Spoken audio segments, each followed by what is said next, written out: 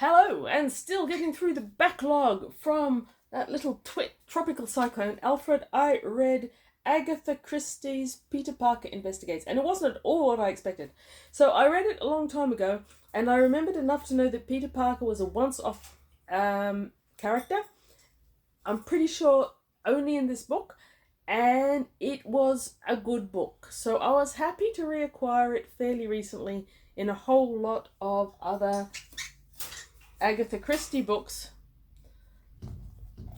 What I didn't remember about Peter Parker Investigates is that it is essentially a whole heap of short stories, or possibly vignettes, or possibly even character sketches, because Peter Parker himself is an interesting character, and the first vignette, short story, whatever, is the case of the middle-aged wife.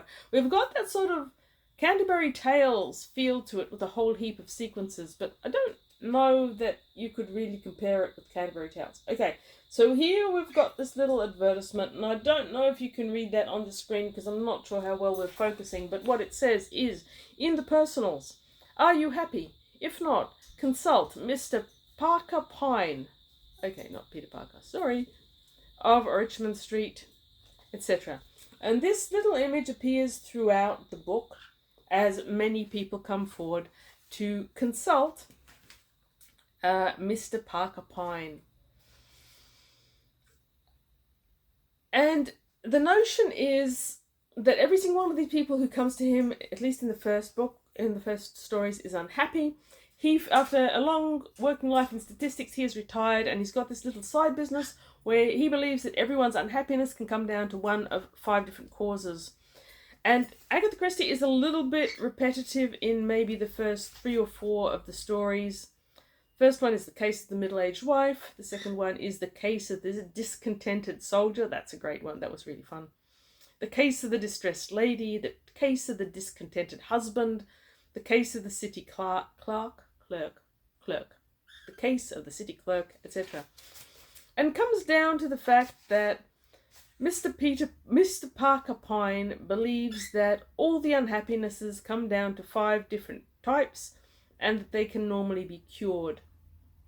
And his cures are exceptional. So in the first one, the case of the middle-aged wife, we've got Mrs. Parkinson, who has supported her husband and been a good wife her whole life. Now he's getting that middle-aged phase where he's taking this girl from the typist pool around. She doesn't know what to do. Well, what Mr. Parker Pyne does is get her a young guy to start taking her around all the spots. He gets her some better clothes, some better beautician, better hair, until finally her husband realizes what the mistake he's making, and she becomes happy in herself, so she's no longer jealous or discontented, and they come together happily again, happily ever after. The second one, this case of the discontented soldier, is far more vibrant. We have someone who used to be a soldier, and he used to serve in the British Empire, probably in India, South Africa, that was it. And he's come back, and he's living on a small income, and he's a little bit bored. So Parker Pyne basically creates this huge diversion for him. And we later find out that there's a quirk to that as well. And each one of these is what Agatha Christie was really so good at. She was good at creating interesting characters in a very British type situation. And there was always a quirk. So most of her mysteries and most of come with a quirk at the end. But Parker Pyne isn't actually a sleuth in the way that Hercule Poirot is. What he does is he foresees what is making the person unhappy and predicts how to solve that, and then you've got all these nefarious plots. Some of them are pretty nefarious. And they're delightful. They're not really continuous. They feel like things that were written separately, and when I read the introduction, it was first published in 1934, first issued in Fontana in 1962, and then it was actually copyrighted in 1932 and 1933, so I feel like they may have started out of stories. Now, the first 6 in the genre that I've already mentioned, someone from England is having an issue. Jewels and fake jewels are always a standby for Agatha Christie, and they appear in quite a few of these as well. But after that, we've got Parker Pyne travelling overseas. Now, Christie did do a lot of books that were basically English people overseas, and some of them are better and some of them are worse. So Parker Pyne travels. He travels to Baghdad and Shiraz and a whole heap of other places, including Delphi. The one in Delphi is the last story, and it's got an extra special twist. Parker Pyne is obviously solving this problem of a woman's son who has been kidnapped, and he will be returned in return for jewels, and there's some fake jewels going to be swapped, but there's a twist, which I'm not going to tell you, because these are fun.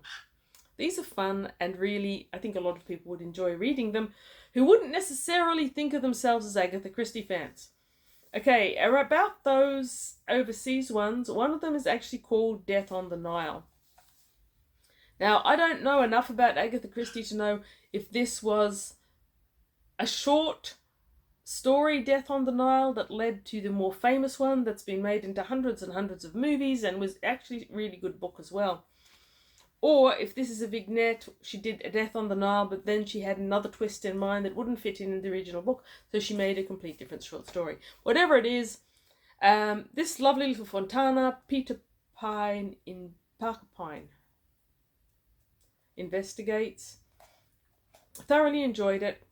As I was reading it, I discovered that while I'm not particularly special or precious about how good a condition my books are in, this takes it to the next level of beyond not good. Most of the laced ones have probably been soaked in water and then ripped apart. It was okay for reading copy, but I was a bit disappointed by that. There were 2 or 3 sentences that I actually missed completely. Anyway, thank you for watching. More tropical cyclone books coming up. Read good books, maybe even this one.